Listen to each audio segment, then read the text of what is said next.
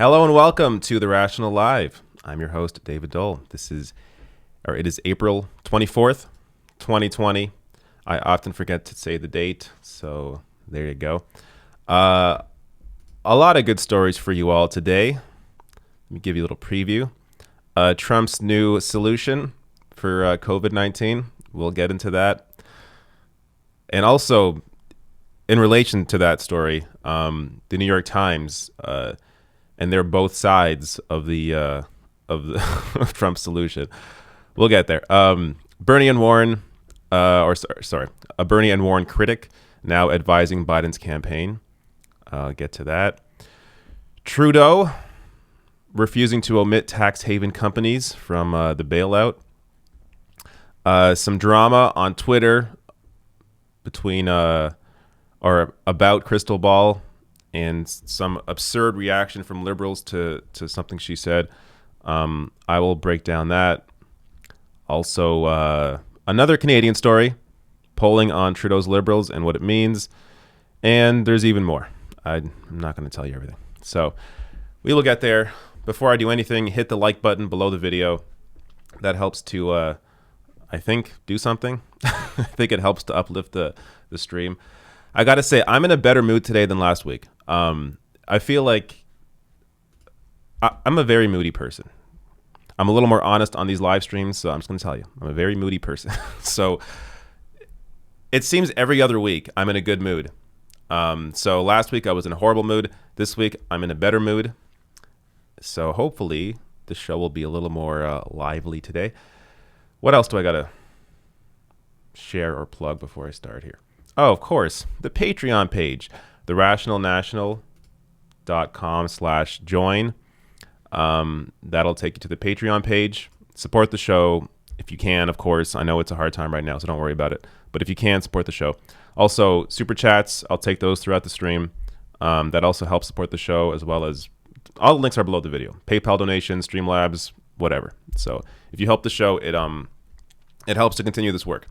But again, I understand hard times right now, no pressure. All right. Shall I start with the most ridiculous story? I shall. So yesterday, Donald Trump floated a new idea to destroy this coronavirus, to cleanse people of the virus. Let me first show you, before I get to his comments exactly, or his video, The Hill here with just a beautiful piece from his comments.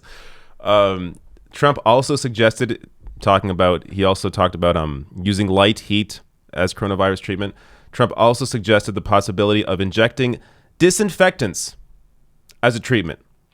Quote, maybe you can, maybe you can't. I'm not a doctor, but I'm like a person that has a good you-know-what, Trump said, pointing to his head. I'm a person that has a good you-know-what. Okay.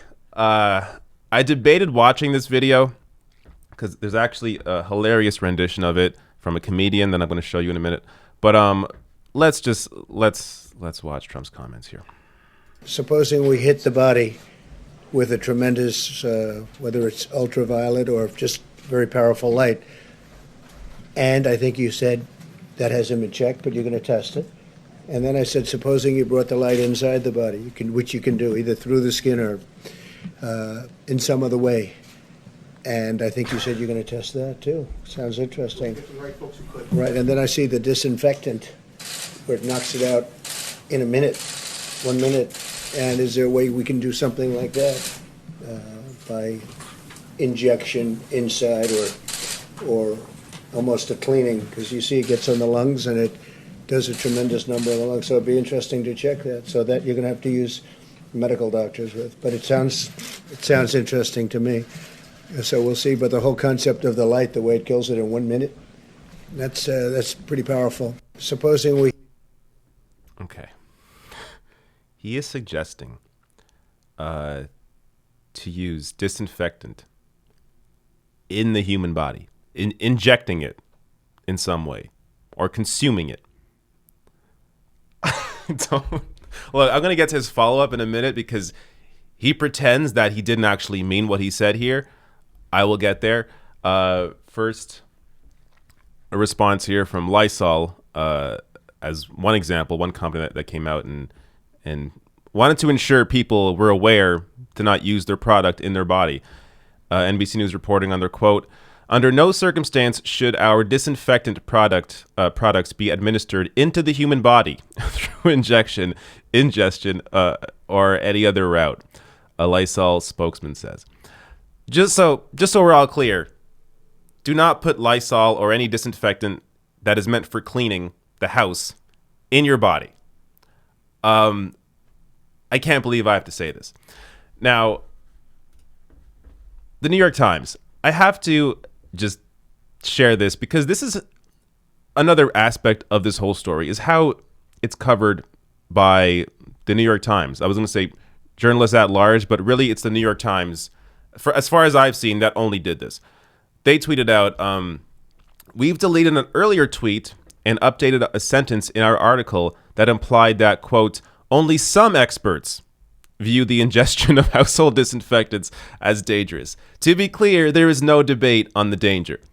So this is the both sides reporting. I mean, this is, I guess, as far as you could possibly take it, where you still have to imply that, only some experts are saying that you can't ingest bleach.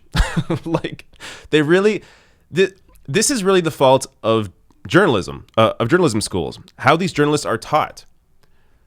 They're taught to play this neutral game. I know this because I know people as well that went to school for reporting, for journalism. They're taught to play this neutral game where there's both sides to every story. This is what they're told. There's both sides to every story. Make sure you represent both sides. So what they do, even in this case, is they represent both sides. They represent the side where obviously you cannot inject cleaning supplies into your body. And then the other side where Trump says, oh, maybe it's a good idea. I don't know. We got to look into it. They represent both sides. What journalists should be doing is looking at the objective facts, reporting on the objective facts. Now, in some cases, they're a little better at that than others. Usually when it comes to politics, they are the worst at this both sides crap, where they act like both, say, in the primary, both the idea that Medicare for all is the obvious solution to healthcare is represented equally as, well, actually, private healthcare, other experts say this private healthcare system is fantastic. Oh, maybe we should also mention these experts that say the private system is great, just happen to be paid by the health insurance industry. Like, they act like there is two sides to every story when there is not. And if you want to represent all sides, fine, but give full context. Like, give the context of the people that are on the other side that are fighting back against what is best for people. Like, again, I know I always go back to Medicare for all, but it's the perfect example because Medicare for all is proven, or at the very least, a single payer system, a universal healthcare system is proven all over the world. But only in the US is it a debatable topic, when it is not at all debatable when looking at the facts. Media has to represent people, the best interests in people at large, not just two sides of every story. Now, I want to bring some comedy into this. This was posted by Sarah Cooper. She did her own rendition of Trump's words here. I was almost just going to play these, her words, her version of them, as it's the most enjoyable way to absorb Trump's insanity. But let me play it here as I thoroughly enjoyed this. When we hit the body with a tremendous, whether it's ultraviolet or just very powerful light, and I think you said that hasn't been checked, but you're going to test it. And then I said, supposing you brought the light inside the body, which you can do either through the skin or in some other way. And I think you said you're going to test that too. Sounds interesting. Right, and then I see the disinfectant where it knocks it out in a minute, 1 minute. And is there a way we can do something like that by injection inside or almost a cleaning? Because you see it gets on the lungs and it does a tremendous number in the lungs. So it'd be interesting to check that. So that you're going to have to use medical doctors with. But it sounds interesting to me. Oh my God, that's great. I mean, it just, this is why I really don't cover Trump very often, because he is so clearly crazy. Like, so when I cover him, it's mostly because I find I want to laugh at something. So Trump is hilarious. So I'll cover him for those purposes. Or at least I should say his comments for those purposes. Obviously, when it comes to policy, you want to be a little more, that stuff is, you do have to cover what he's actually doing to people in terms of policy. But when his comments like this, they make big headlines, they become big stories. Ultimately, he's an idiot, and he's going to say these dumb things all the time. And he's also not going to own any of it. Here he is today responding to reporters asking him about those remarks. I was asking a question sarcastically to reporters like you just to see what would happen. Now, disinfectant for doing this, maybe on the hands, would work. And I was asking the question of the gentleman who was there yesterday, Bill, because when they say that something will last 3 or 4 hours or 6 hours, but if the sun is out or if they use disinfectant, it goes away in less than a minute. Did you hear about this yesterday? But I was asking a very sarcastic question to the reporters in the room. Okay, that's not what was happening.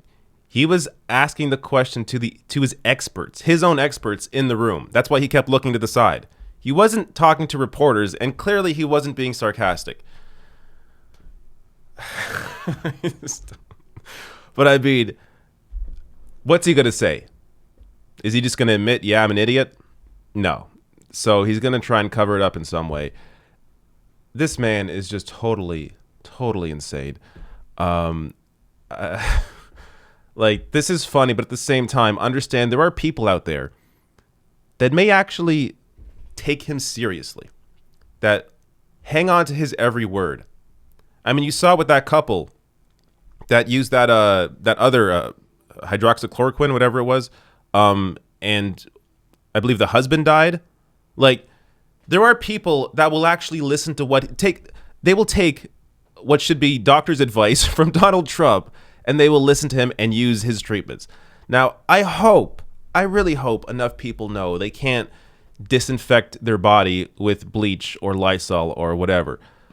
But at this point, I wouldn't be surprised. Okay. Total idiot. All right. I think I saw a super chat come in. Let me grab these before I move on. Car Wash Freak 97 says, my parents think Medicare for All will raise taxes. I disagree. Medicare for All raises taxes, but you save money because you're not paying any money to a health insurance provider. You're not paying any copays, no out-of-pocket expenses. So yeah, your taxes will be raised, but you save money overall. You save a lot more money overall.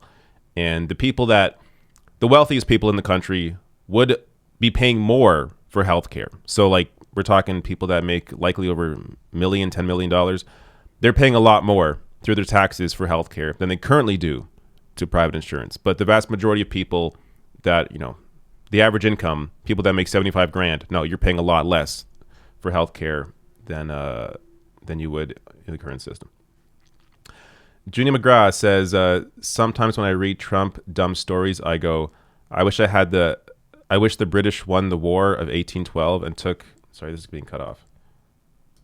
America back.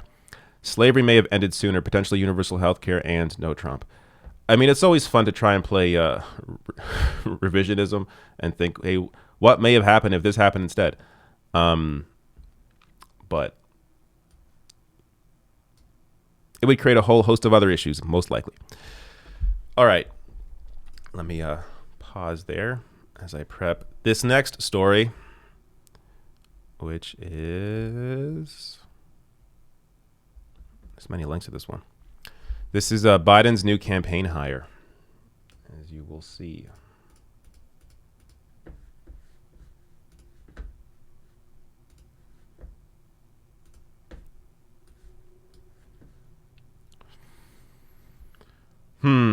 while I prep this, people in the chat, do you think I should cover Trump more, or is he covered enough? Because that's also the other reason why I don't really cover him too often.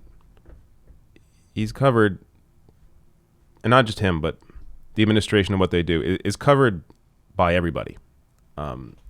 And what can I really add to that conversation? My focus is pretty much everywhere else. Also, being able to avoid Trump allows me more time to do stories on Canada, for example, which I do have a couple of those coming up.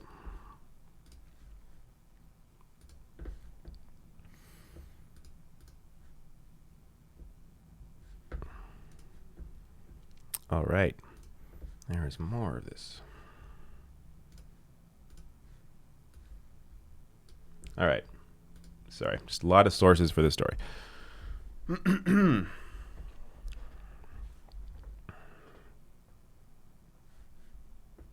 seeing a lot of mixed reaction here. Some people saying, yes, more Trump news. Other people saying, no, don't cover Trump. It's all over the place. All right.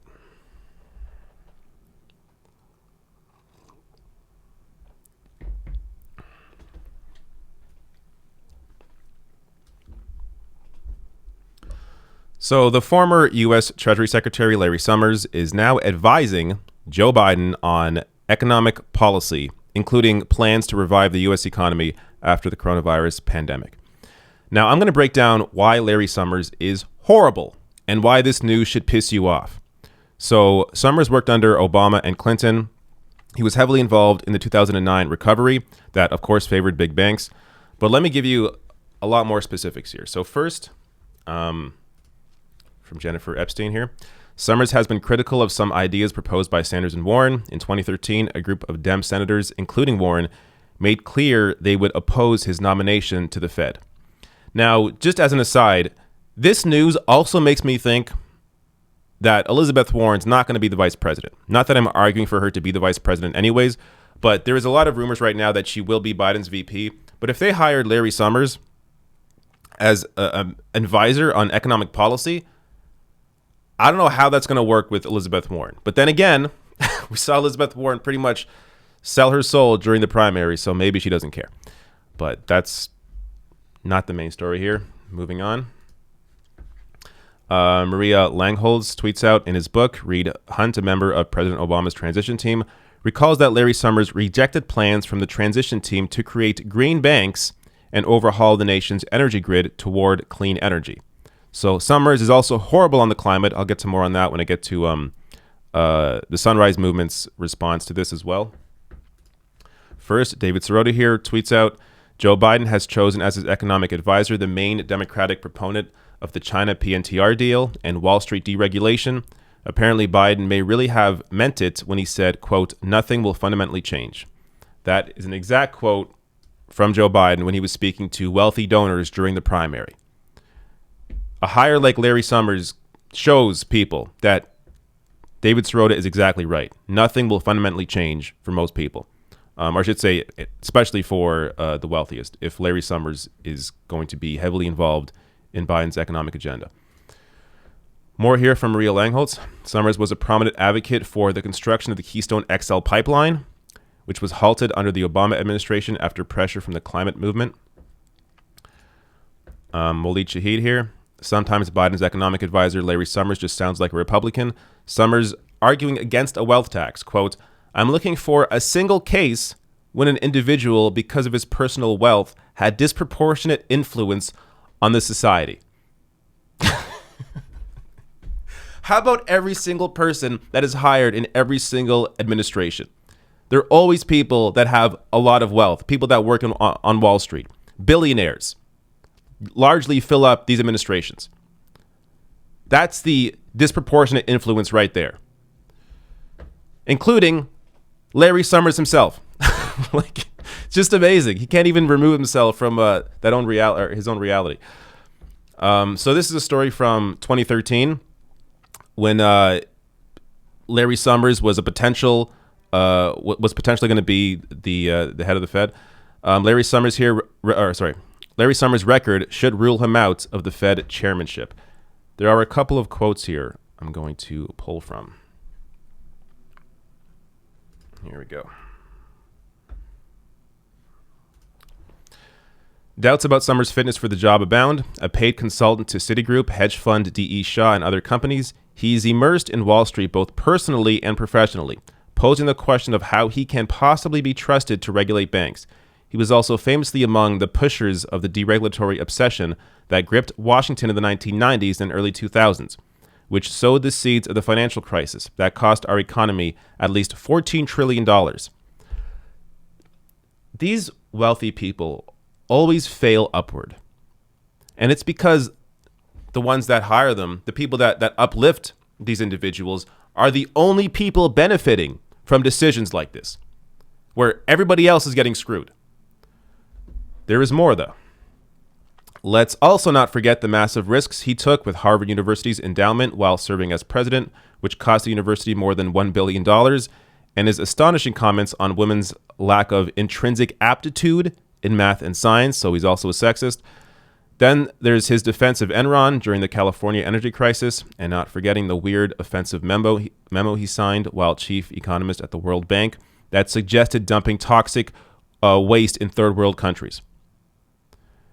Everything wrong with global economic policy right here in Larry Summers. There is a little more here I want to share.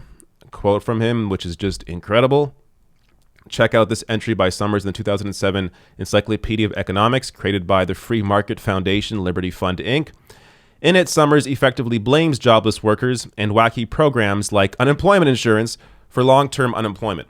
Under the header, What Causes Long-Term Unemployment, Summers writes, quote, unemployment insurance increases the measure of unemployment by inducing people to say that they are job hunting in order to collect benefits. Government assistance programs contribute to long-term unemployment by providing an incentive and the means not to work. This is exactly the view of the current Trump administration. Like, in terms of economic policy, what would be the difference? If Larry Summers is the guy in charge, what the hell would be the difference from what is going on right now with Trump in terms of economic policy to Joe Biden? It would be exactly the same. Nowhere does Summers mention that macroeconomic conditions, like, say, a deep recession that follows decades of deregulation, downsizing and outsourcing, could explain why workers are sitting on the sidelines. No, it's those pesky workers who are taking advantage of government largesse to remain idle.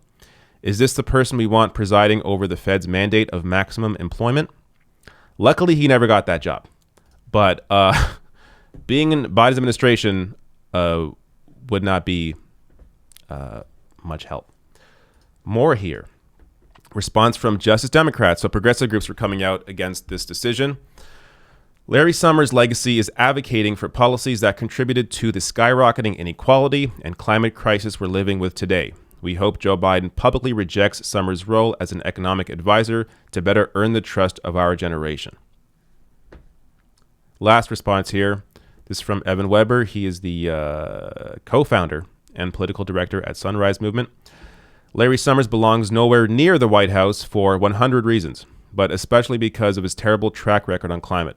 Joe Biden isn't serious about climate or not going back to the way things were before with guys like this around. So Larry Summers would be a total slap in the face to millions of people, to working people. I mean, if you care about climate, if you care about economic policy, if you care about Wall Street, if you care about policy that actually is designed to help people and not the people that are already the wealthiest, but the vast majority of people, Larry Summers is a disgusting choice to have as an advisor on economic policy. And if Joe Biden doesn't realize that and doesn't get rid of him, I don't know how this campaign, how Democrats expect to win. And this is why I discuss again and again in various stories. I don't think the Democratic Party really cares about winning. Because what have they shown in terms of understanding how to win voters over? They are making all the same mistakes as Hillary Clinton did in 2016. So in repeating history, how do they expect to win this time? Now, I've discussed before, he may still be able to win. Biden may still be able to win if with enough anti-Trump voters. Those people do exist. A lot of them exist. And many people, I can maybe imagine, didn't come out for Hillary in 2016 because they thought Hillary was going to win. The media told them Hillary's definitely going to beat Trump, so they didn't bother coming out. If those people come out this time, it may be enough to put Biden above. But why take the risk? You should be trying to chase after the voters, the 40% of the country that doesn't normally vote. And those are largely working class people, largely young people. By doing the exact same thing that Democrats have done for the last 30 years, you're not going to win those people over. People under 45 especially, the ones that are the most connected to information. They understand what the Democratic Party actually represents, what they've actually done, how they've stood up for corporate interests over people. And if the Biden campaign continues making these same mistakes, those people aren't going to come out, and it's not going to be the fault of those people that don't want to vote for you. It's going to be the fault of the Biden campaign.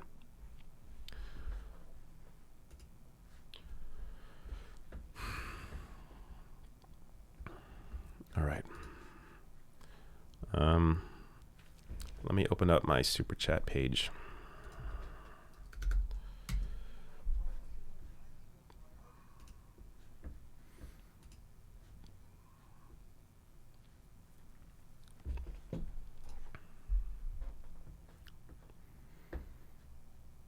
I mean, it really is impossible to argue for Joe Biden. That's why even when I mention Biden versus Trump, and if you've watched my videos, I'm discussing all different perspectives when it comes to that approach, whether voting against Trump, voting third party, not voting. Even when I discuss voting against Trump, I call it voting against Trump. I don't call it voting for Joe Biden, because nobody's really, if you know what's going on, nobody's really voting for Joe Biden. You're simply voting to get Trump out. And they make it harder and harder and harder for anybody to defend that case. Why is this not loading? There we go. Paul David says, cover Trump more. Just make sure you have a healthy supply of Xanax. Don Snow says, the Green Party getting 5% can't change the dynamics in 2024 and give us a chance at a third party. Bernie supporters are aligned on policy. Consider covering Howie Hawkins more, maybe an interview. I've heard mixed things about Howie Hawkins. I got to read more about him. But from what I've read, look, he's obviously better than Biden in terms of, on paper when it comes to policy. But he's had some questionable remarks about international policy. But because I don't have those specifics in front of me, I don't want to reference that too much. I'm a little more open now, though, to discussing the Greens. I will say that.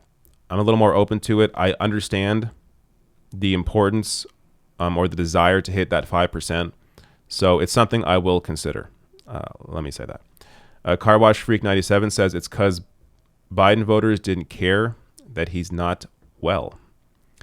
I'm not sure what that's in reference to exactly, but yes, Biden voters don't care. But I should specify, people that love Joe Biden, if they exist, and I guess some of them do, yeah, they're going to completely ignore Biden's mental issue, of course. But there are people that are going to vote for Biden simply to vote against Trump. So, and those people are aware that Biden is not well mentally, but they may feel that Trump's rhetoric is too destructive. They can't deal with Trump's racism, whatever it is.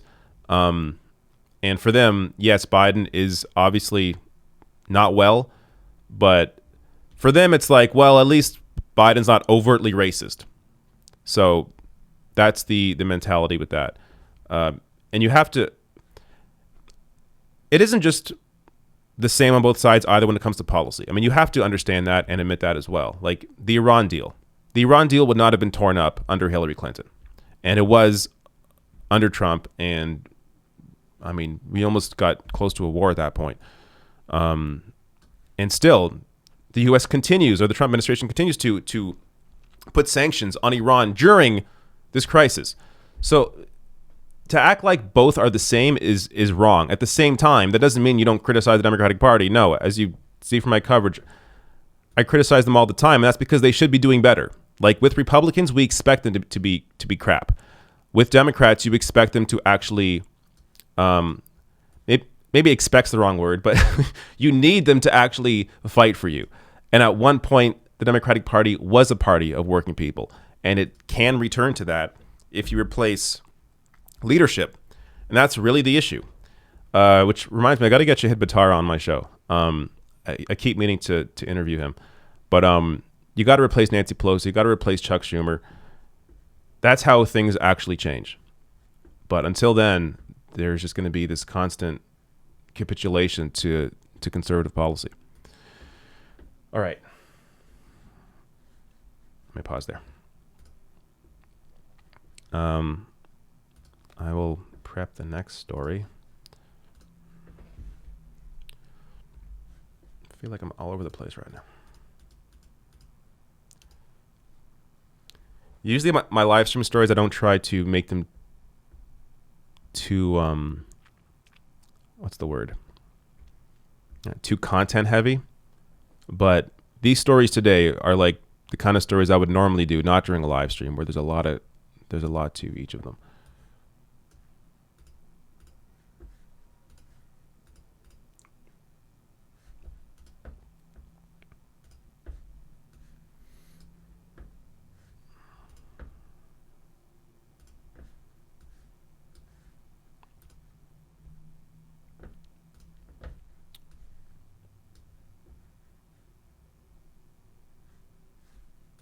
All right.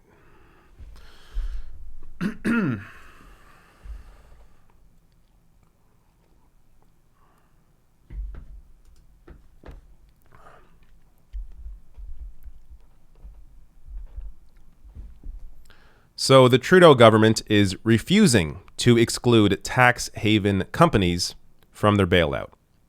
Now, this is on the heels of other countries doing exactly that. So first, let me show you Rank and File's take on this.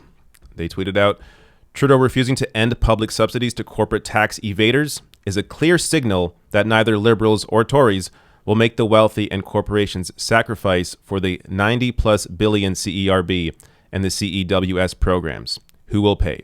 So those are the programs that are paying Canadians basically $2,000 a month, or in the case of students, $1,250 a month for 4 months during this pandemic. But let me show you other countries that are doing this. So from Business Insider here, Denmark and Poland are refusing to bail out companies registered in offshore tax havens. So it's not like this is unheard of. No, there are countries that are doing this right now. Yet Trudeau continues to protect these pro-tax haven companies. And after Denmark and Poland did this, France also is doing it. France is barring firms registered in offshore tax havens from its government coronavirus bailout, following similar bans in Denmark and Poland. So, in the case of France, I mean, Macron is like Trudeau's best friend, basically. They love each other. So when you have even France doing this, for the most part, a very neoliberal nation right now under Macron, it shows you Canada definitely has the ability to go forward with this, and they just aren't. Now, I do want to add this little piece of information into this story. This from 2017. Revealed, Justin Trudeau's close advisor helped move huge sums offshore. Stephen Bronfman, who played key role in Canadian PM's rise, was involved in complex offshore web, leaked papers show. So that came out during the Paradise Papers. And maybe, I mean, this guy's not involved anymore, but Trudeau definitely has a perspective on the world that is a little different than the average person. His father was a prime minister. So when you grow up privileged like that, you have a certain perspective. And Trudeau continues to operate from that perspective, even in the time of this crisis. Now, look, I'm not going to act like the Liberals and the Tories are exactly the same. They're not. Clearly, I think the Liberals are doing a better job right now during this pandemic than the Conservatives would be doing if they were in power. But that doesn't mean they're free from criticism here. The fact is that the focus of both of these parties, both the Liberals and the Conservatives, are of the wealthiest. Their focus is corporations, businesses, and the wealthiest. Now, does that mean the CERB is bad? No, it's good, but it doesn't go far enough. It should have been a universal basic income. The NDP, the entire way, have really pushed these issues, including when it comes to excluding these pro-tax haven companies. The NDP have been the ones that have been pushing this whole message forward that the Liberals have ended up adopting in many cases. And that's going to be a story I'm also going to get to in this live stream. We're looking at polling right now. Liberals are doing really well in the polls, and the NDP haven't moved. But what's funny is the NDP, as I was saying, have been the ones that have been calling out these issues, have been the ones that proposed a $2,000 a month benefit, were the ones that proposed a 75% wage subsidy. These issues or these policies that the Liberals took on, maybe not completely, but were definitely influenced by those proposals by the NDP. The Liberal government, when they do anything good, it's only because they've adopted ideas from other parties or people that aren't really part of the Liberal government. The Liberal government, by and large, them and the Tories both limit the conversation. Because they are the focus, because we have this first past the post system where every year most Canadians think, oh, it's going to be the Conservatives or the Liberals, because we have this very narrow focus on politics, it also narrows the conversation when it comes to policy. So it seems like the NDP and what they're proposing isn't doable because it isn't part of the main conversation of these two parties that largely have a very similar worldview when it comes to the focus on corporations, the focus on private interests, the focus on deregulation. The Liberals are just a little better than the Conservatives. But when it comes to economic policy, they are very similar. And there is a lot more that Trudeau could be doing that he just isn't.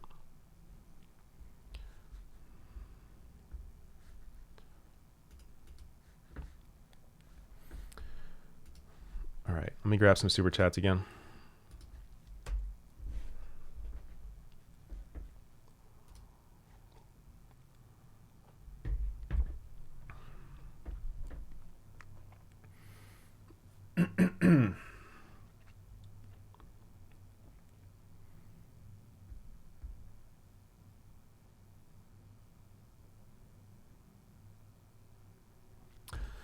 Junie McGrath says, will you ever take a political compass test? I think I have taken one. I don't remember. I'm left somewhere. Left, I forget what the different quadrants are. But do you want me to take one on a live stream? Because maybe I'll do that one day. That could be fun. But yeah, I'm like left libertarian, basically. Swirly Swirl tweets out, could you please shout out to Status Quo for their story on Flint? They just broke this week. Yeah. Actually, I retweeted that on my both my accounts, I think. Yeah, Jordan Sheridan over at Status Quo doing a fantastic job reporting on Flint. They broke more news, basically showing that Snyder knew what was going on long before. With Flint's water, knew what was going on long before anybody even before it was even reported. So I should cover that. In fact, maybe I should just have on Jordan Sheridan to explain it. I mean, the piece is, you should check it out. It is incredible investigative reporting. There's a massive piece in Vice News that he's behind. There's also, I think there's another update to that story as well. So yeah, Status Quo doing incredible work. Check out the YouTube channel. Check out Jordan Sheridan on Twitter. He's doing great work on that. The Sing on the Left says, hey, David, would you consider pushing the story about getting funding for the U.S. Postal Service? They're saying they have 3 months of funding left. All right, I got to look into it. Too many stories. I have not read that one. D. Smith says, David, thank you for speaking truth to power and keeping us informed about what's going on in the crazy world. Your hard work doesn't go unnoticed. Again, thank you. Keep up the good work. Thank you, D. Smith. Thank you very much. Also, very generous donation. Thank you. Mark P. says, it will be really hard to unseat an incumbent sitting Democratic president in a primary in 2024. Neoliberalism and the corrupt status quo will lead to worse than Trump in 4 or 8 years. The issue with a lot of this is, like, I don't disagree. It's hard to primary a sitting president. Of course it is. But at the very least, it would move the conversation and potentially force, let's say it's Biden still. It would force Biden in 2024 to actually, at least rhetorically, capitulate on issues.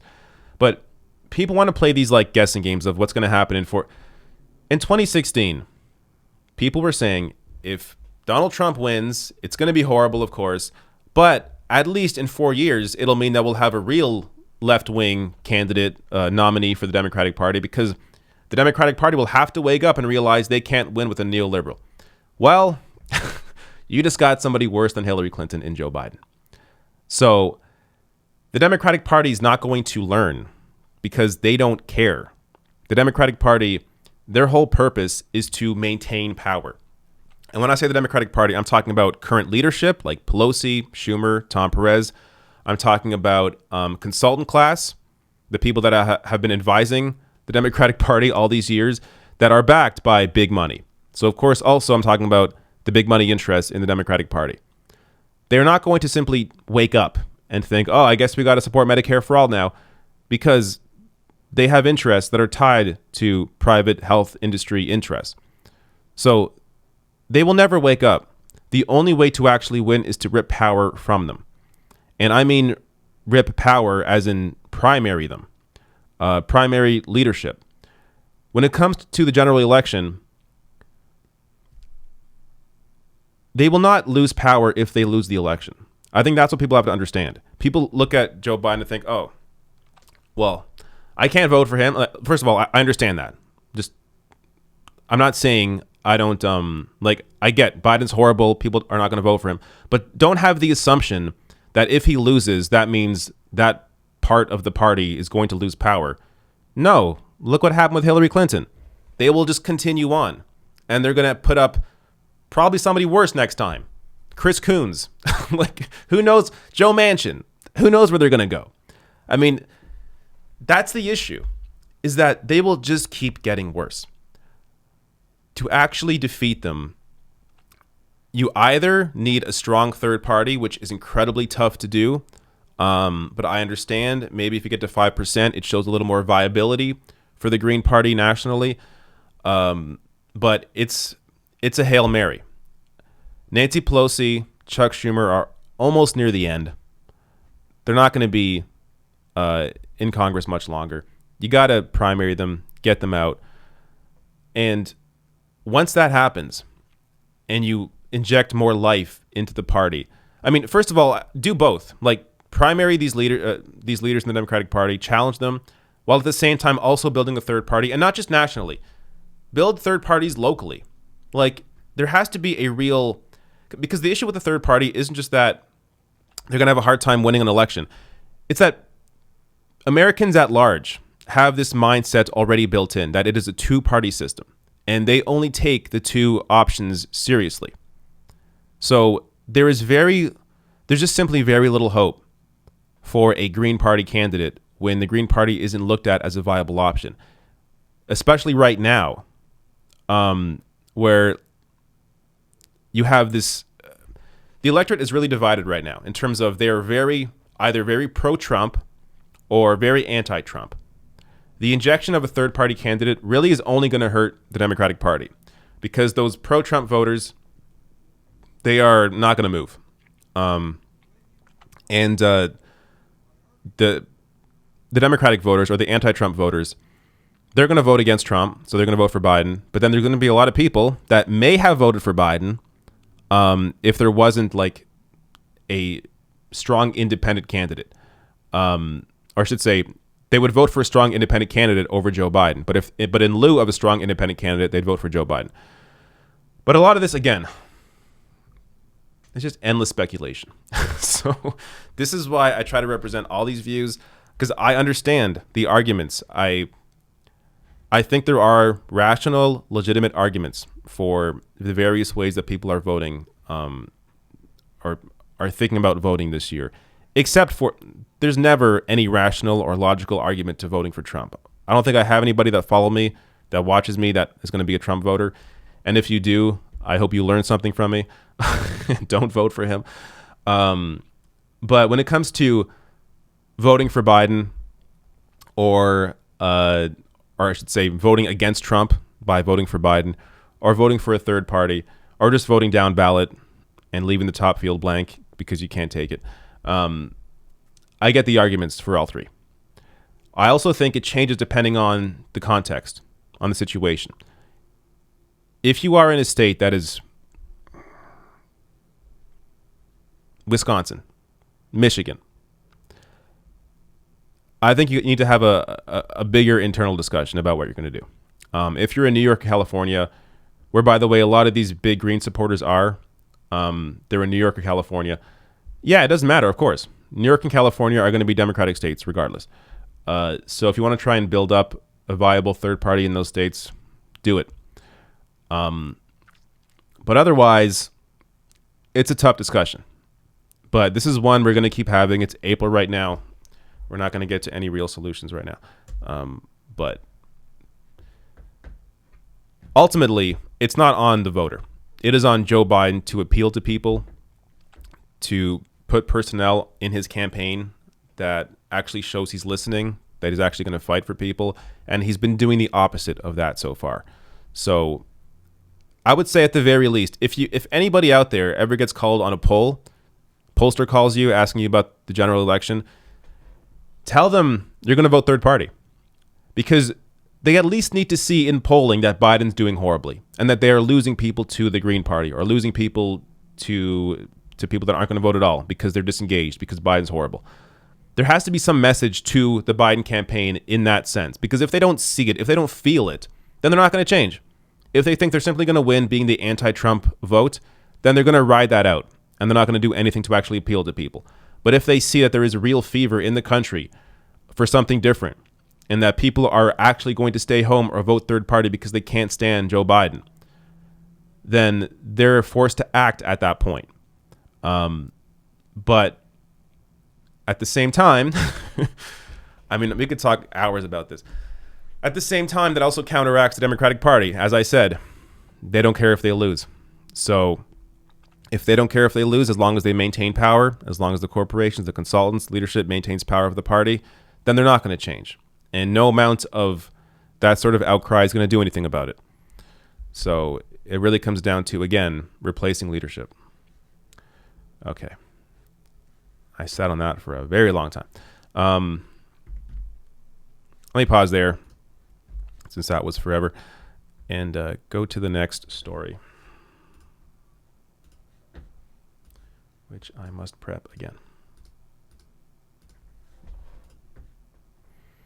I mean, there are so many different conversations that come out of voting in November that I always know I'm missing something. Like there's something I should have mentioned. Like I'll go back and watch my videos where I discuss these topics, and I'll think I should have mentioned this. I should have mentioned this, because there's a lot of different perspectives and just facts to bring up in the conversations that can easily be forgotten because there is so much of it.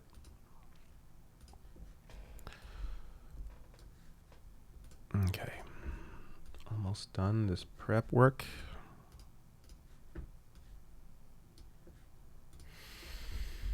Okay.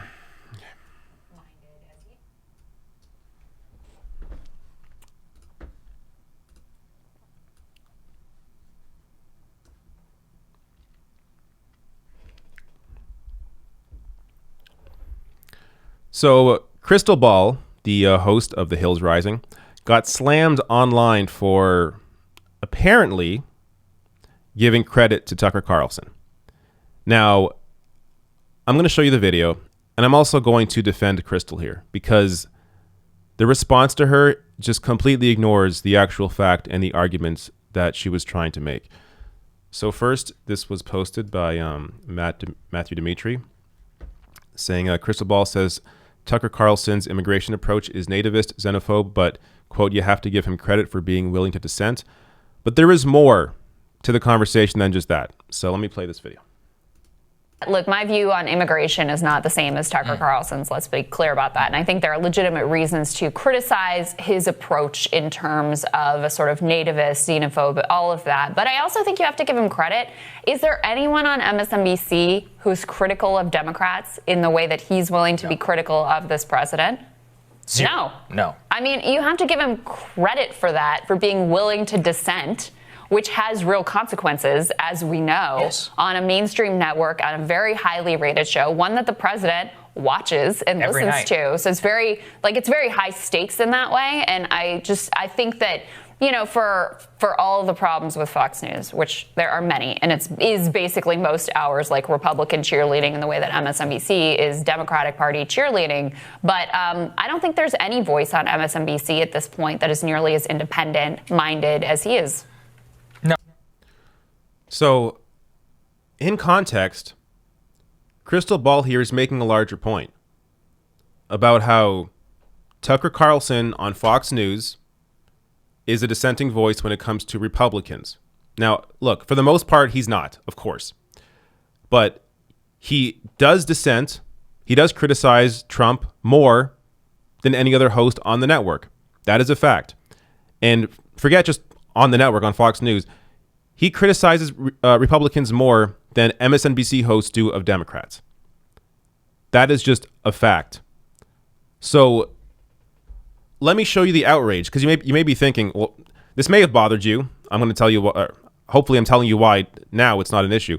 But you may be thinking, what was the problem with this? Well, let me show you some of the reactions. So Sleeping Giants here tweeted out, Crystal Ball, when someone says white supremacy is a hoax, says immigrants make our country poorer and dirtier, and whose program has been called Daily Stormer, the show, by neo-Nazis, you really don't have to give them credit for anything. So again, missing the larger point. She's not here to simply lavish praise on Tucker Carlson. That's not what she's doing here. Crystal Ball is clearly making a larger point that why aren't MSNBC hosts criticizing Democrats the way that Tucker sometimes does Republicans? That's the point that she is making here. It's not giving him blanket credit for no reason. Crystal Ball responds to this, saying, I literally call him a xenophobe in the segment, but please feel free to cancel me when you cancel all of the people who now lionize the Bush-era war criminals who lied us into the war and justified atrocities. Again, this is a great point as well. There are so many people that we continue propping up, or I should say we, that MSNBC, that CNN continue propping up in the media that are war criminals. But because they were former administration officials, they're seen as these authoritative voices, and they're brought on. And there's never any criticism about that. But when it comes to a media figure who, of course, says horrible things, there's criticism, as there should be. But there should also be criticism on these so-called experts that these networks bring on. More here. So Mehdi Hassan also had a problem with this. Says, pro tip, you don't have to give credit to white nationalists for anything. You really don't. Now, I responded with maybe the argument that I think is the most clear, I guess, saying, I'm sure at some point you've given Trump credit for knowing how to excite his base when Democrats don't. That doesn't mean you're giving a white nationalist credit. How is this any different? So showing you here, again, how Crystal Ball was using Tucker Carlson to make a larger point. Just like when people use Trump, giving him credit knowing how to speak to his base to make a larger point about how Democrats don't know how to speak to their base. It's not giving Trump, oh, Trump's awesome. He's so awesome because he's able to rile up his base. That isn't the point. The point is you're saying that Democrats can't do or aren't even trying to do what Trump does in terms of speaking to his base and actually getting them involved. So this larger point completely lost. And this was found, got to give credit here to the L2 on Twitter, found this old tweet from Mehdi Hassan where so to be fair, he's quoting Max Boot here, but he's clearly agreeing with the quote, quoting out saying, "You have to give Trump credit. He has figured out how to weaponize outlandish conspiracy theories." You have to give Trump. How dare you give a white nationalist credit? I can't believe you gave a xenophobe credit. It's just like, it's the exact same freaking thing. And these people, like, it's amazing. Mehdi Hassan, who, look, I've done videos where has done amazing work, has been on, whether it's MSNBC or CNN, basically stole the panel, stole the show. I've covered that stuff. But since Biden has become the nominee, Mehdi Hassan, at least on Twitter, has been horrible.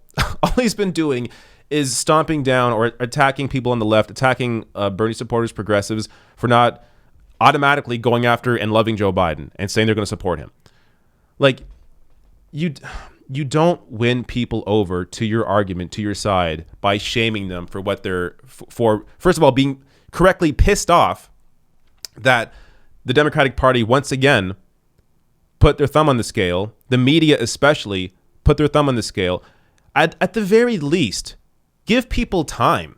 Like, allow these supporters, these Sanders supporters, who, like, many of them went all across the country, like flew to different states to volunteer for the Sanders campaign, just to see the media continuously misinform people about Bernie Sanders, see the Democratic Party continually stomp on him, and to have the campaign lose, mostly because of that, mostly because, I would say, of the media coverage. Give these people some friggin' time to just digest and sit back and, like, it's April right now. To get on these people's asses and criticize them for not backing Biden immediately is completely ridiculous. One more thing here. Kalinsky Krat, who's a great follow, by the way. I think I follow Kalinsky. Don't I? I don't. I feel bad now. Follow. There you go. While everyone was obsessing over a Tucker Carlson comment, Crystal Ball was busy having one of the most important conversations in media with the great Nina Turner. So, also a great point here. They do, I got to give credit to The Hill Rising. They do great interviews.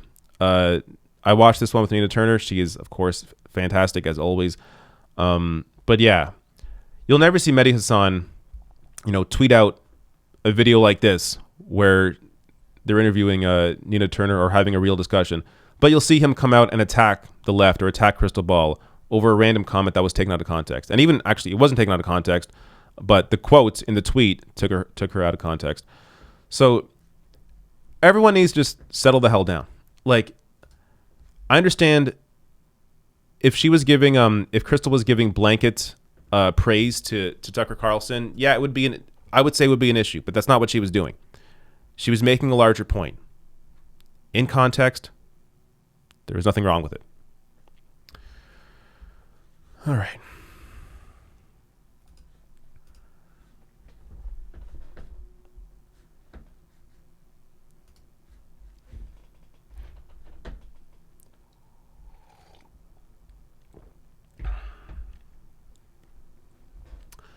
Okie dokie. I got more, but let me start with Super Chats again.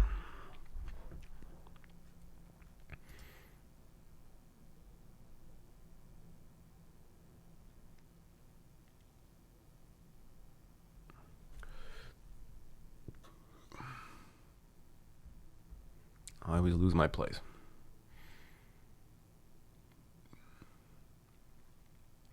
Here we go. Christopher Cotton says, or sends a nice little emoticon here. Keep it up. Thank you, Chris. Old Gringo says U.S. Postal Service funding woes stem from back in the G.W. Bush era when the GOP forced the USPS to fund their retirement program for 75 years in advance. No private business does this. Take that away and the USPS is fine. Sally Shaw says, how can we make people understand the importance of voting down ballot, even if they choose not to vote the top of the ticket? That's a good question. Because I do try to mention every time I talk about voting, at the very least, make sure you still vote. Vote down ballot. I mean, my argument is you don't want social conservatives in control. You want to ensure abortion's still legal. You want to ensure LGBT rights are still a focus. So, at the very least, down ballot, you have to vote down ballot for Democrats. You do not want Republicans in control of Congress. Nicholas Britton says, I'd love to see some coverage on Shahid Buttar, who is primary Nancy Pelosi in November as a Dem. Yes, when he first came on the scene, I covered him. But I got to get him on the show. I'm just so bad at doing interviews, or I should say at scheduling interviews. I don't know what it is. I think it's, my days are really, they're jam-packed already. So when I schedule an interview, I have to be prepared ahead of time in terms of already having videos ready to go out. And usually I shoot my videos the same day, but no, I want to get Shahid on, and I want to do more interviews in general. It can be a struggle to find the time. All right, I'm going to pause there to prep the next story. Another Canadian story for those complaining. It's like, no matter how much I cover Canadian politics, Canadian viewers still complain. I'm sorry, guys. I'm sorry. Do what I can here.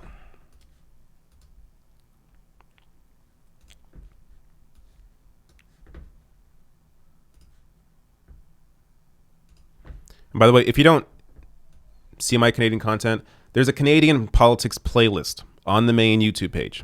Click that playlist. You will see all the Canadian coverage. I've been doing a lot more recently. Also, by the way, check out other channels like Christo Avalis. He does Canadian content as well. So oftentimes, if I don't cover something, usually he's covered it.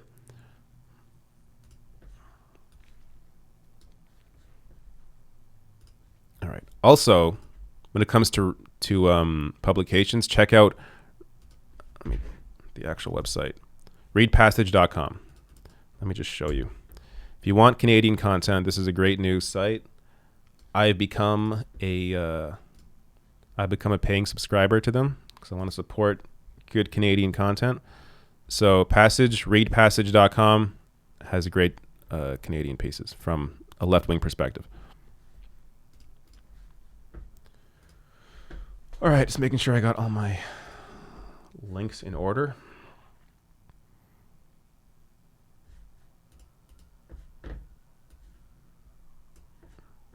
There we go.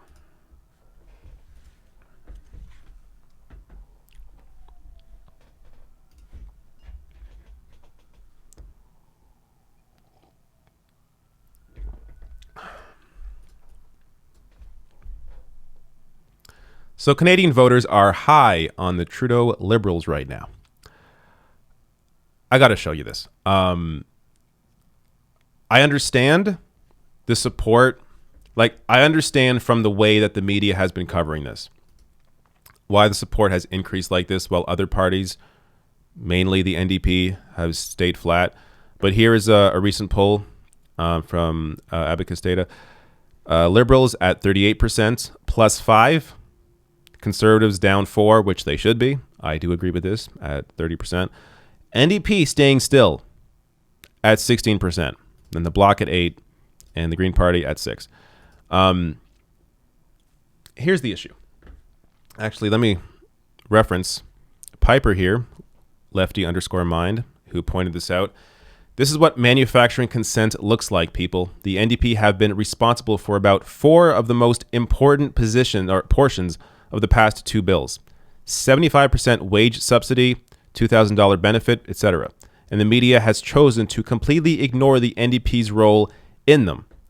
So this is exactly right.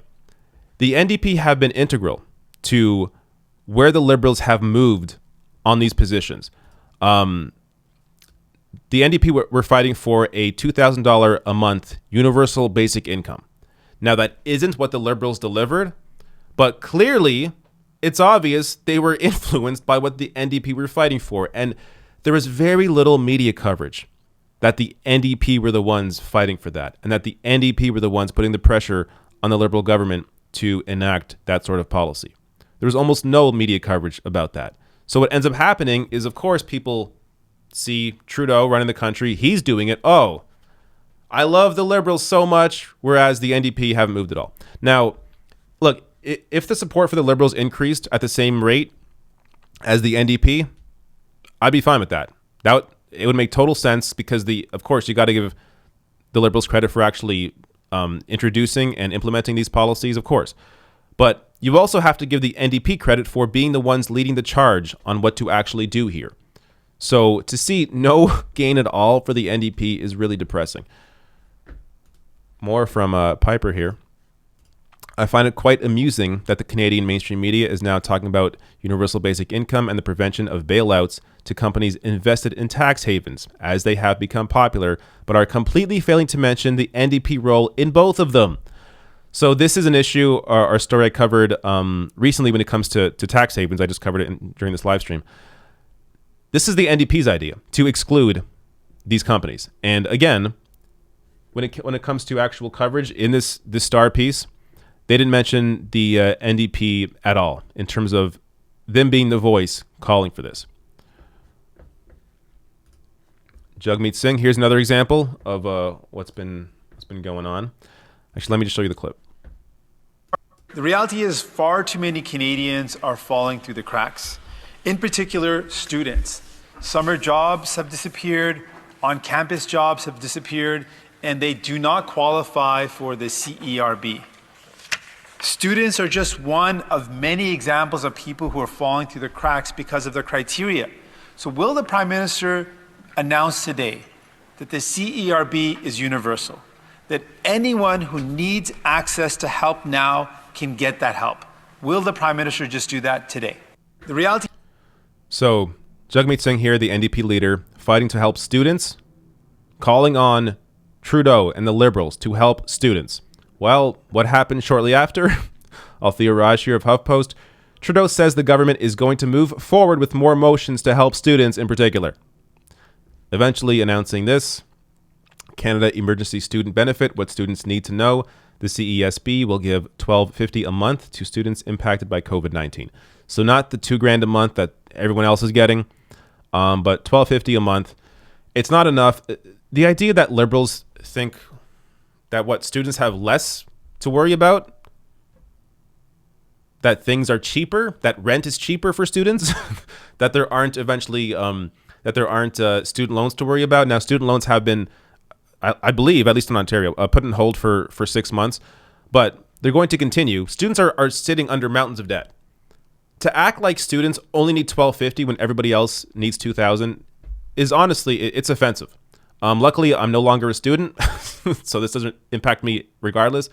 But as somebody who was a student for quite a while, it's offensive to think that students don't need that money. And really, I got to say, this likely comes from Trudeau's perspective on life in general. Somebody Trudeau raised in a very privileged family, his father, again, former prime minister, he maybe views students a little differently than what the actual experiences are of real students, where maybe Trudeau was able to have his education paid for. Maybe he was able to get bailed out by his parents when he was low on cash. But when it comes to many students, millions of students, they don't have those luxuries. So this $12.50, sure, it's helping. It's not enough. But again, the larger point here being that they responded to the pressure put on them by the NDP. And again, very little credit given to the NDP in the media when it comes to how much of an impact they've had during this entire pandemic and the response of the Liberals.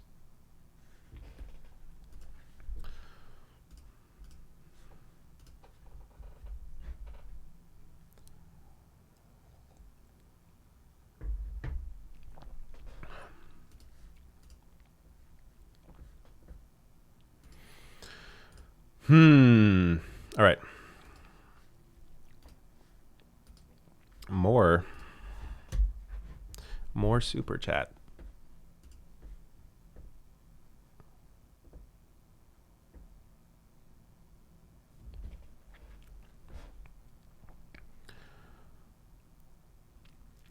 Ravi Parimi says, how many Davids does it take to educate the illiterate electorate of America? Not enough.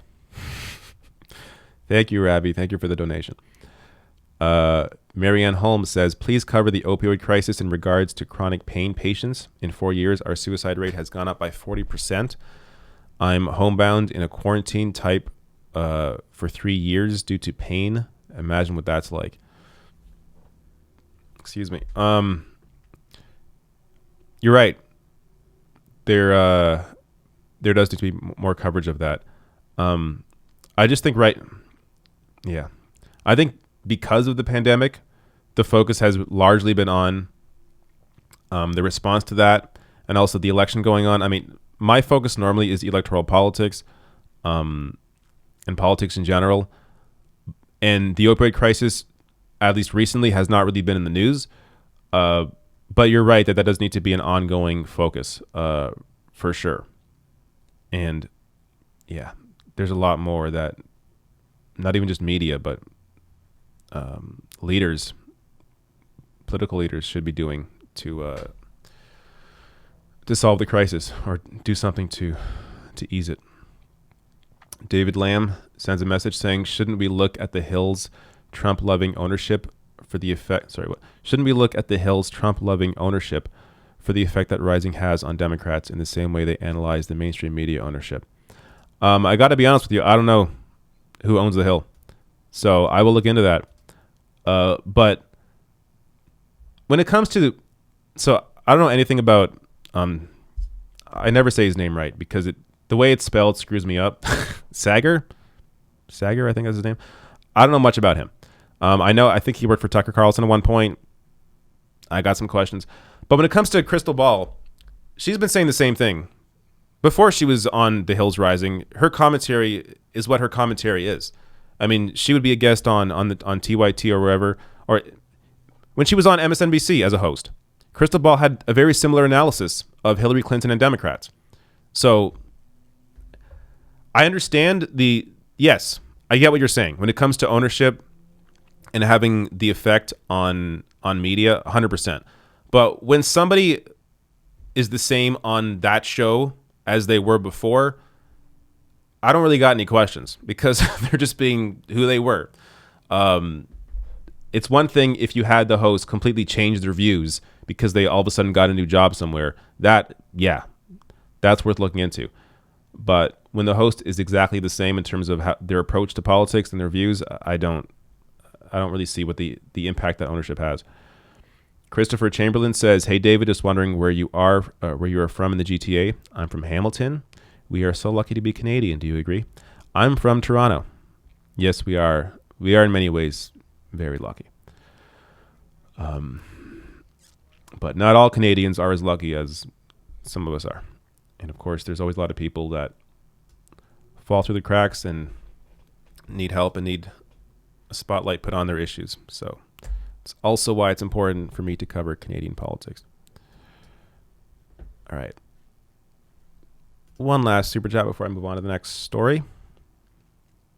Swirly Swirl says, "You're just one guy, but thank you for covering so much to keep us informed." No problem, Swirly. Thank you. All right. Next story is what? Excuse me. I am burping a lot today. Next story is on Medicare for All. Okay.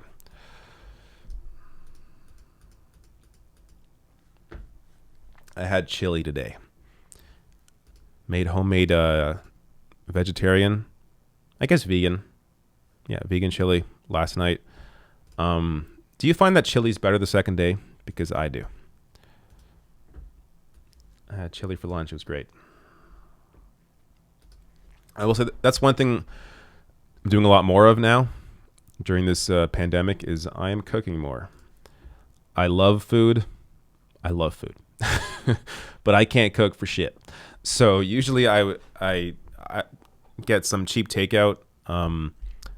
The Though I mean, I have cheap meals as well, but when it comes to like what I actually desire to eat, I would try to get something cheap for takeout that was good. And I have not been doing takeout.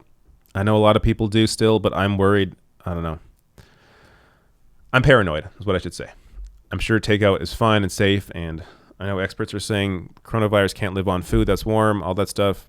Totally. But I would just be too paranoid. It's my problem. So I've been cooking a lot more, and some of it's good, some of it's craft dinner. So it's not always great, but we do what we can.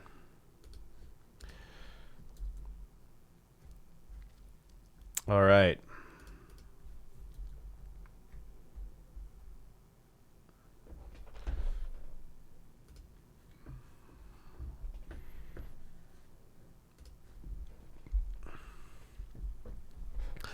A majority of voters, vast majority actually, a huge majority, now support Medicare for all, at least when it comes to covering this crisis. So let me show you this data that was put out by Data for Progress. Sean McElvey tweets out, voters overwhelmingly, 76% to 13%, support Medicare covering all coronavirus-related testing, treatment, and vaccination. Taking a look at the graph here, you can see how much people want this, and not just Democrats. So the top line, all voters, 49% are strongly support. Let me see if I can get this a little bigger.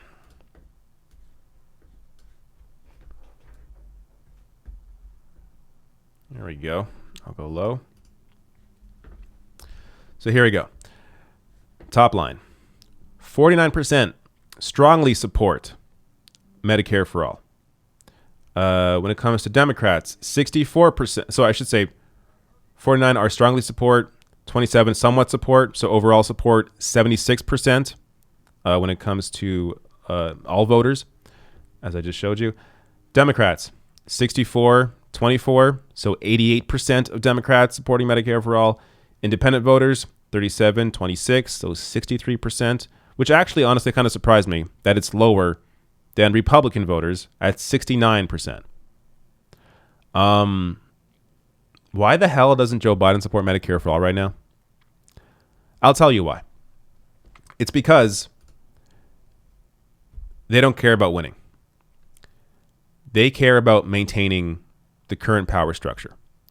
So, and when I say they, I'm talking about Democratic leadership, Democratic consultants, Democratic big donors. What they care most about is ensuring they keep power. So if they give in right now and support Medicare for all, they're cutting themselves off from private health insurance industry interests.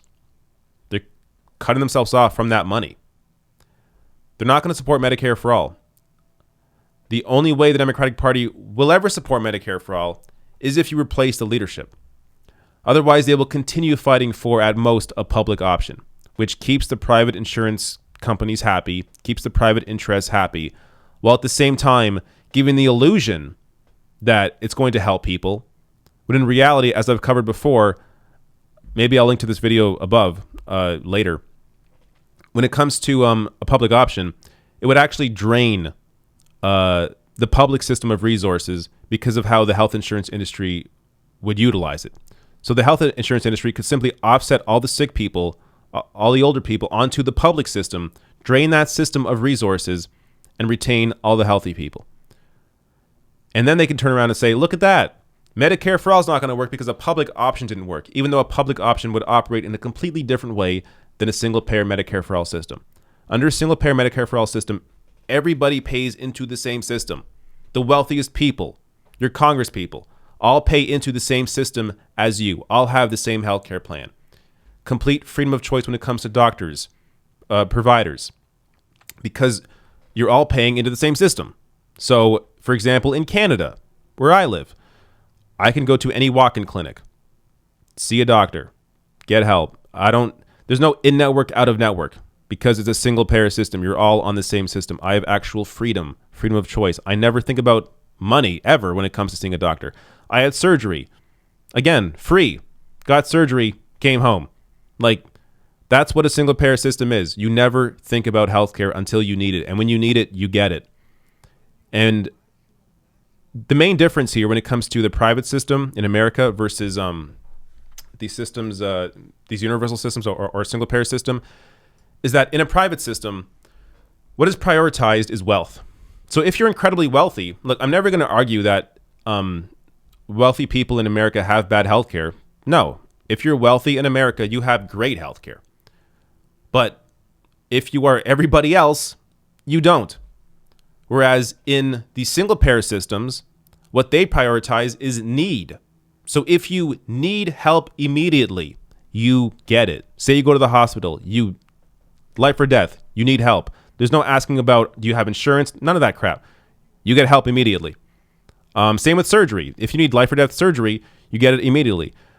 The surgery that I had was elective surgery, so I could wait 3 months. I waited 3 months, got the surgery. That's why whenever you hear people, oh, Canadians come down to America all the time to get healthcare. Those Canadians are wealthy Canadians getting elective surgeries. That's what they are, because maybe somebody wealthy in Canada didn't want to wait 3 months for a knee replacement. So they went down to the US and got it instead, and they got it immediately. Because again, the healthcare system in the US prioritizes the wealthy. So there is no argument against a Medicare for all system. There's no argument when it comes to the logistics of it. No argument when it comes to how it operates, how it helps people, and also no argument when it comes to the support that it has. There are countless policies that pass that don't have a majority or even close to a majority of support from Americans. But for whatever reason, whenever you see Medicare for all discussed in the press, they always talk about, oh, most Americans don't support that yet. Most Americans don't support most of what the government does. You keep passing that crap, but when it comes to Medicare for all system, there's no excuse now.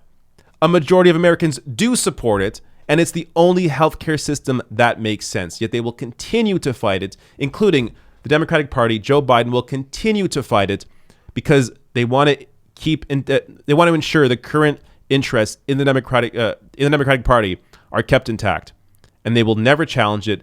They will never take it apart. They will never have a Medicare for all system until you replace the leadership of the Democratic Party to leaders that actually work in the best interests of people over profits.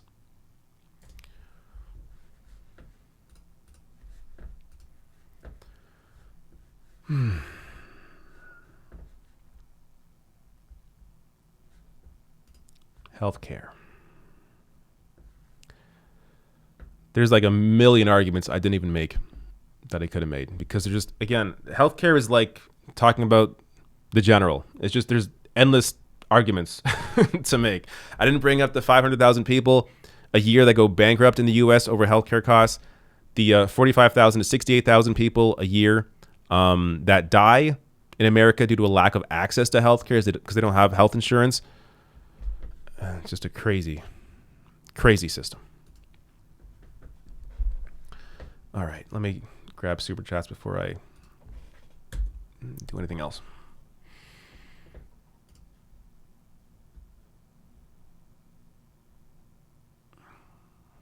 Marianne Holmes says, thank you so much. Fantastic show.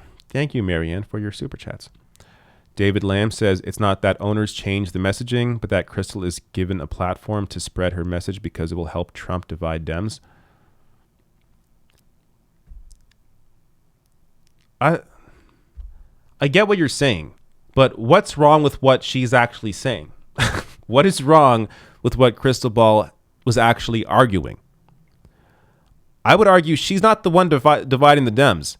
It's people like Mehdi Hassan that are online constantly attacking people like Crystal Ball or attacking people that question Joe Biden. Like, the actual division here is the current Democratic leadership being shitty and not working in the best interests of people. The idea that because Crystal Ball is calling that out, that she's hired to divide the Democratic Party, is completely insane. The Democratic Party would still be having this internal fight if someone else was hosting that show. It's not on Crystal Ball's back to create this division. It's happening because the leadership in the Democratic Party the consultants, the donors, they are trying to continue to prop up this neoliberal bullshit when people are fucking dying and need help. Like it's not, the idea of criticizing the media for calling that out is absurd. It's the party that needs the focus here. The party has to change to work in the interest of people. Oceana Kennedy says, you're number one. Thank you. Janine Jackson, Jeanne, or is it Jeanne Jackson? I think I've said your name wrong a million times. Jeanne Jackson says, was it you who said the U.S. pharma and insurance infiltrating your healthcare?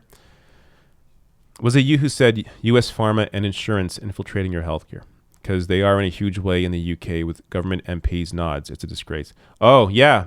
I forgot about that story. Yeah, before Boris Johnson and the Tories won, there was a report that came out showing that the UK and the US, or I should say Boris and Trump, were looking into working together. I forget the exact point of the reporting, but they were working together when it came to healthcare, potentially in the future. In terms of private U.S. interests having an impact on the NHS in the UK. So apparently, at least according to you, that is happening. Interesting. I will have to look more into that. And Son says, out of all the progressives host, I believe you are the most knowledgeable, the most sexy. And I bet your warm cuddles could thaw the coldest heart. Yeah, I'm going to screenshot this. Hilarious. This is great. Thank you, Anne. That was funny. David Lamb says, either way, I love Rising, but I've always wondered why such a progressive voice would be on the Hill. Oh, if that's the argument you're making, yeah, no. That's a great point. I also wondered the same thing. I got to be honest with you. I'm like, yeah, I always wondered why Crystal Ball was sort of allowed to host the show, especially when the Hill's actual reporting is all over the place. But that's because it's a lot of freelancers, so it's fine. The Hill represents all different views. But when it comes to their show, their morning show, yeah, it is kind of crazy to see that Crystal Ball is allowed to be as critical as she is of the Democratic Party. If it's because ownership wants to divide the Democratic Party, whatever. The point is, Crystal Ball's analysis is correct. It's not that she's wrong. I mean, she's not wrong at all. Her criticisms of the party are right. But yeah, when it comes to having a platform like that, like MSNBC is not going to hire anybody like Crystal Ball now because they don't want those sort of criticisms of the Democratic Party. Okay. Pause it there. Do I have any stories left? I don't even know. I've done most of what I was going to cover. So I didn't get to... there's so much to this story that I didn't properly get to prepare it. Maybe I will just mention it here because it is great. It is great. It's amazing. It's wonderful. It's fantastic. Unbelievable. All right. Yeah, this isn't really I can't make this a real segment because I didn't really prep this. But how do I intro this? All right. Amazon tech workers are working together with Amazon warehouse workers to protest. So let me show you the at least the top line here. This from The Verge. They have a good story on this. They do a lot of tech reporting, but I guess this somehow relates. Amazon tech workers are calling out sick in protest over COVID-19 response. Firings, deleted emails, and resistance from the company has galvanized workers. So to make a very long story kind of short here, there's a lot here I wish I would reference, or I wish I could reference, but I had a big live show to prep and I wasn't able to break this down properly. But basically, two tech workers with Amazon were fired after trying to organize the workers, or trying to organize with warehouse workers to protest in solidarity.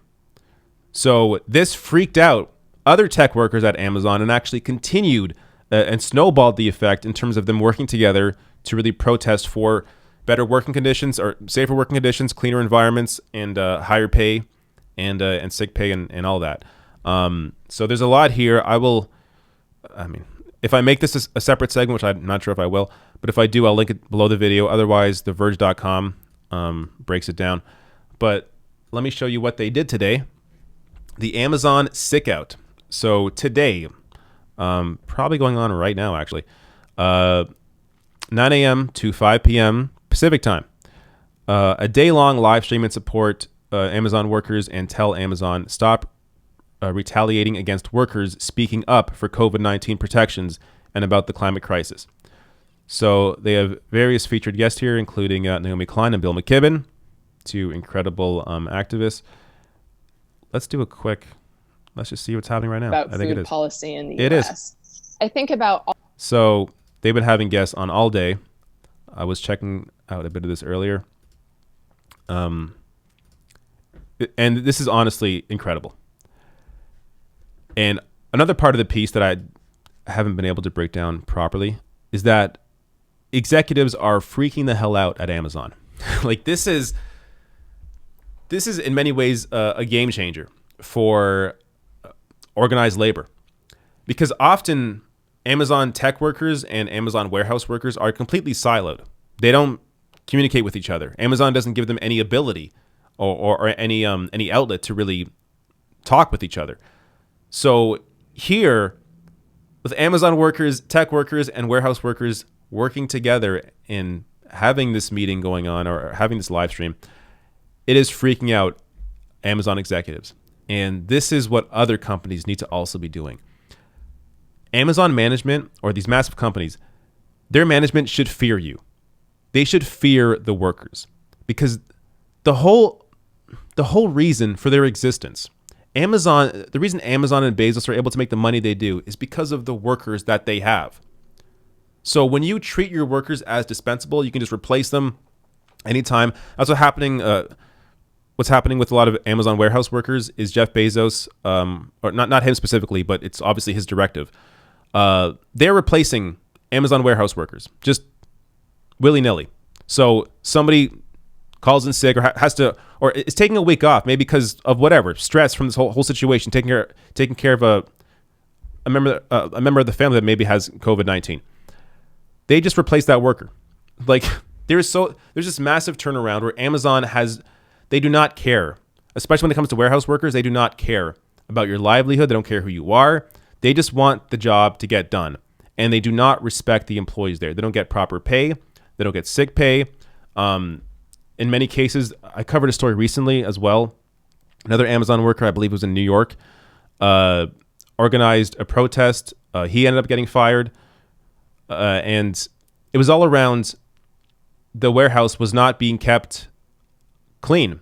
And there were people coming in that were sick and were not being told to go home and quarantine for 14 days. No, these workers were coming in sick, giving it to other people, and then Amazon just replaced those employees with other employees.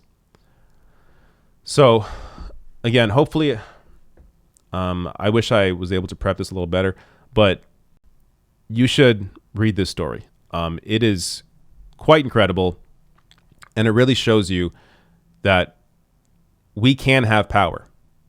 The workers of the world in general, not even just the U.S., workers of the world can actually unite against the capital owners. We can unite and have a real say in our careers, in our livelihood, in our lives in general. The idea that we have democracy is great. Democracy is awesome. But to not have democracy in the workplace, where you spend most of your time, I mean, just sit with that for a bit. If you haven't thought about this before, if you haven't checked out Richard Wolff, for example, who really goes into this, who's a Marxian economist, look into it.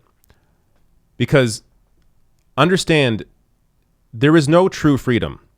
There is no true democracy unless you have democracy in the workplace. So, again, all solidarity here with Amazon workers, tech workers, warehouse workers. I got to say, I was a little surprised that tech workers are this, I guess, tuned in because largely the tech workers are paid well. They do have solid positions. They are taken care of. But to see them here reach out to warehouse workers and work in conjunction to protest and really fight Amazon management when it comes to taking care of workers as a whole, I think is brilliant. All right.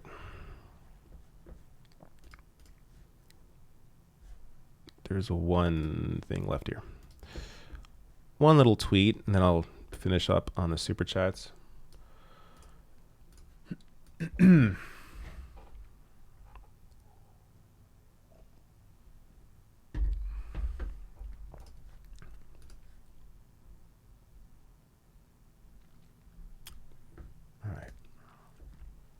So again, a story I couldn't really prep properly, honestly, because to properly prep this, I would have had to pay the New York Times for a subscription. I'm not doing that, but I will show you the tweet of this story. So apparently Joe Biden is doing all right in swing states, but not doing well enough. This tweet here, in relation to this New York Times piece, Joe Biden's lead in key swing state polls is markedly less than Hillary Clinton's was at this point in 2016. Joe Biden is not in a good place right now. It's hard to even know what to say. After 4 years of me discussing, sometimes yelling, sometimes swearing, at what the Democratic Party needs to do to actually appeal to people and win, and for them to go in the complete opposite direction.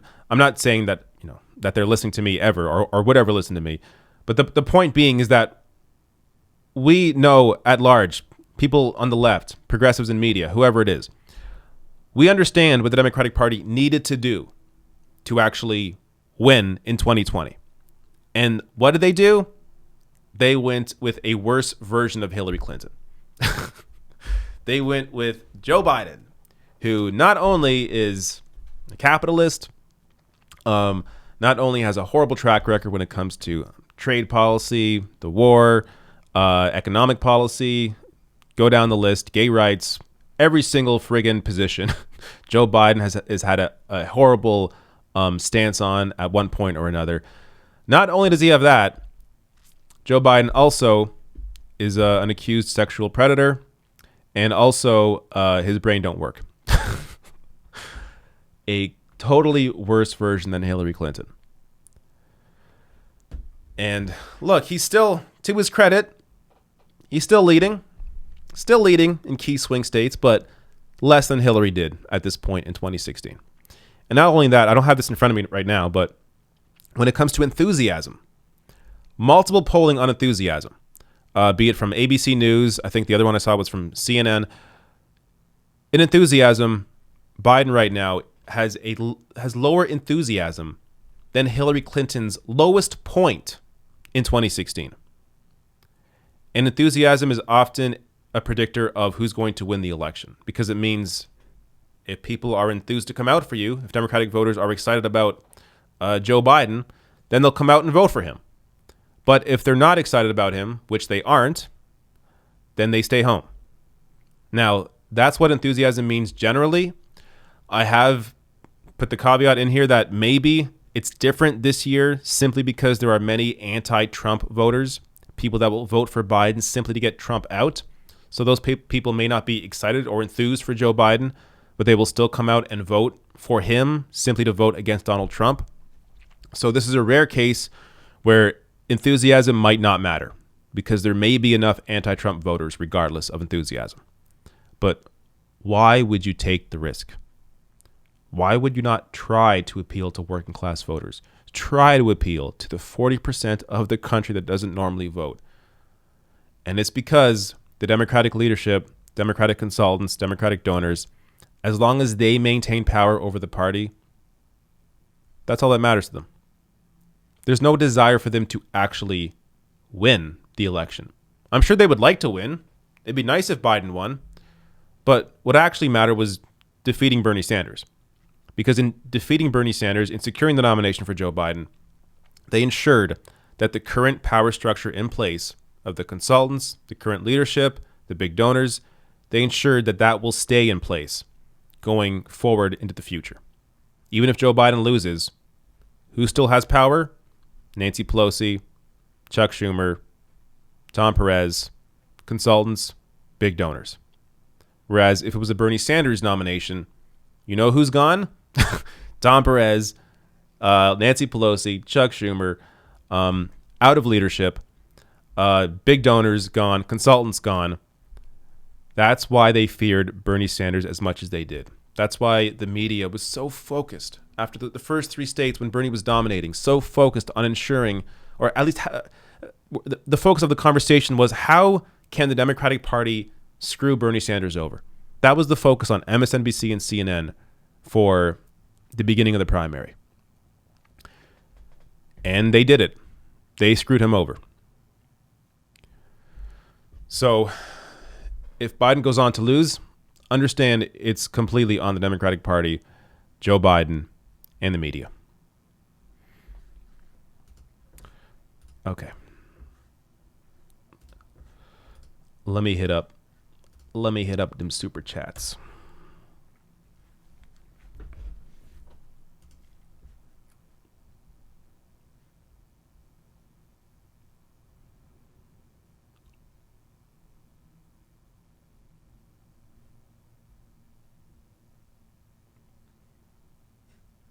David Lamb says, completely agree with you. The fault is on the Democratic Party being on the wrong side to leave those divisions open to be exploited. Love your show. Thank you, David. Yeah, I didn't mean to get animated. I hope you didn't take offense at me yelling, if I was yelling. Because it's not directed at you. It's just directed at that argument. But thank you, David. Jeanne Jackson says, name is pronounced the French way. Jean? Oh, Jean Jackson? Watch on YouTube The Great NHS Heist by Dr. Bob Gill. All the info is skullduggery in it. The Great NHS Heist. All right, check that out.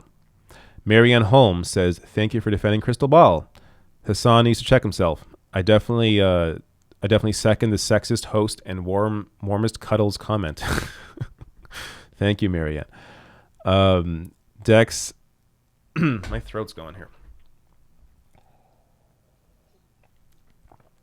Dex716 says, I think some of those Amazon tech workers used to be warehouse workers right before they got promoted. At least that's how it is at my workplace. Oh, okay, cool. Yeah, that would mean that they have a little more of a little more awareness of what those warehouse workers go through. I mean, in some ways, you got to say, hey, Amazon management, if you were really horrible, you would ensure that nobody ever works their way up. But it's good. It's good to have that perspective from the tech workers, that they know what those warehouse workers are going through. I wish I prepped that story better, because there's a lot of details in that piece that I couldn't recall immediately. But regardless, it's good to see people working together. All right, is that it? Am I done? Let me check the random chats. T Hayes, who I believe is Black Caucus on Twitch, is that correct? Says, hop on Twitch this weekend. Let's do a viewer Rocket League party.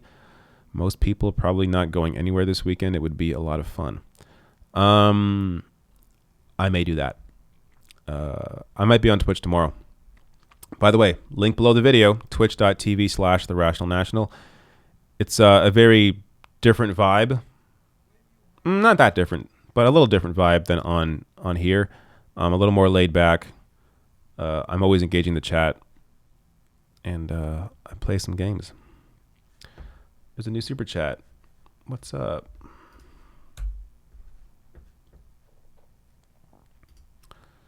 Celeste says, watch out of shadows. You'll be shook. OMG. Out of Shadows. I have no idea what Out of Shadows is.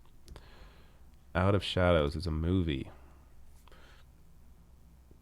Expose on how Hollywood and the mainstream media manipulate the multitudes by spreading propaganda throughout their content. Okay. That sounds interesting. I'm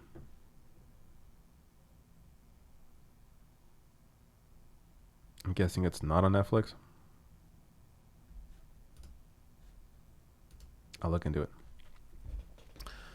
What did I watch recently that was really good?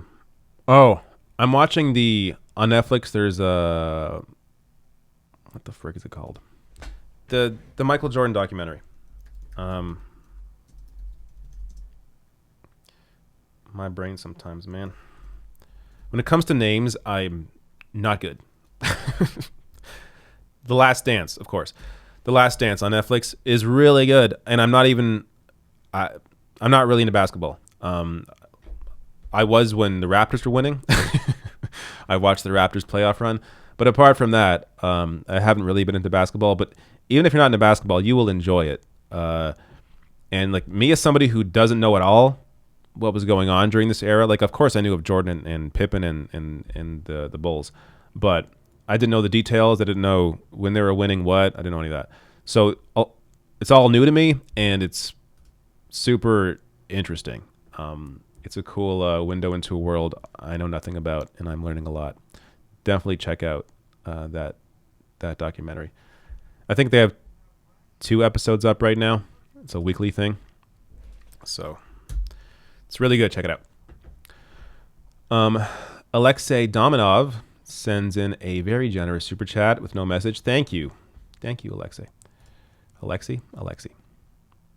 Again, names I am not good with.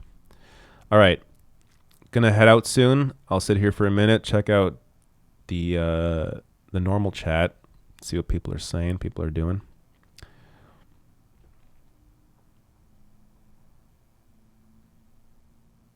Oh yeah, VP discussion.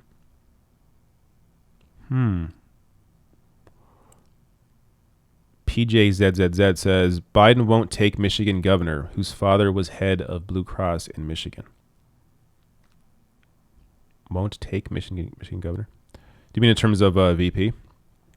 Because, yeah, there are... I don't have any story prep for this, but when it comes to the vice president discussion, I'm not even sure what he could do. Like, it would have to be like Bernie Sanders or Nina Turner or Rashida Tlaib, and it's not going to be any of those. He already said he's going to pick a woman. It's not going to be, so no Bernie Sanders. And he's not going to pick Nina Turner, who isn't even allowed onto the joint task forces that him and Bernie have together, apparently working on policy. Like there's some big discussion to be had when we all know Bernie has the platform and the only reason Biden hasn't adopted it is because of big donor money. I mean, if it ends up being like Gretchen Whitmer, governor of Michigan, it's gonna be horrible. I think that's a horrible choice. According to polling, Elizabeth Warren would be his best choice, even though I think we all got our issues with Elizabeth Warren. But at least based on the data right now, Elizabeth Warren is favored among all parts of the Democratic Party, among Biden supporters and among Bernie supporters. A poll I just saw from Data for Progress. Apparently, a Warren VP would make them consider voting for Biden more than they would otherwise. But who knows in practice if that actually works, and who knows if it may turn people off from voting for Biden. I don't know. I just don't think there's no realistic choice in terms of who he would pick that would actually really help the ticket.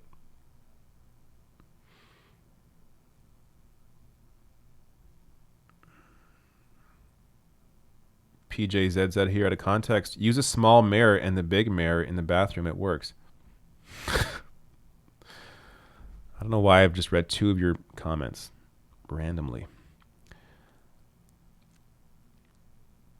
Hashtag Congress passed UBI is trending on Twitter. Yes, I said his brain don't work. All right. I'm just having a good time. I should do this hangout thing on Twitch though. But thank you all for coming. I think I got everybody right. I didn't miss anybody. Oh, sorry, David Lamb. Apologies. David Lamb says, sat through Out of Shadows the other day. Basically QAnon type stuff mixed with pretty basic media critiques. Oh, really? All right. Well, there's a different opinion.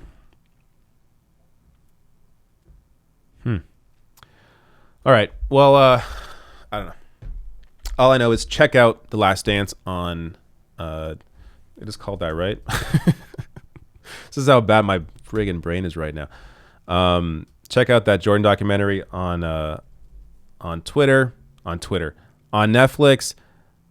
It's a long day, guys. But I had a good time. Thank you all for joining. Be here next Friday. Actually, no, I won't.